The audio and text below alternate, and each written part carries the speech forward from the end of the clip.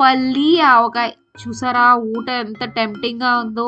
అసలు పల్లీలంటే ఎవరికి ఇష్టం ఉండదు చెప్పండి?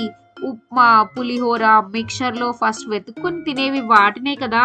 పల్లీ చట్నీ, పల్లీ పకోడీ, పల్లీ చెక్కి, ఈ పల్లీ లిస్ట్ చెప్పుకుంటూ వెళ్తే ఇప్పుడు ఈ ఆవకాయ ప్రాసెస్ చెప్పడం అవ్వదు. కానీ ఇంత ఫ్లేవర్ ఉన్న ఈ పల్లీల్ని అంతే ఫ్లేవర్ ఉన్న ఆవకాయతో కలిపి కాంబినేషన్ కొడితే ఒకసారి ఊహించండి ఆ టేస్ట్ ని.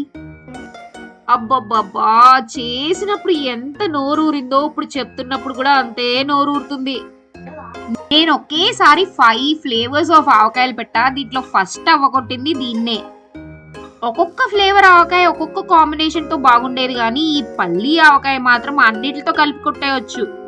ఈ పల్లి ఆవకాయలో ఊట, అదే కొంతమంది కారం అంటారు, ఇది ఎక్కువ ఉంటుంది కాబట్టి దోశ, ఇడ్లీతో కూడా కానిచ్చేయచ్చు. ఇది పల్లి ఆవకాయ కాబట్టి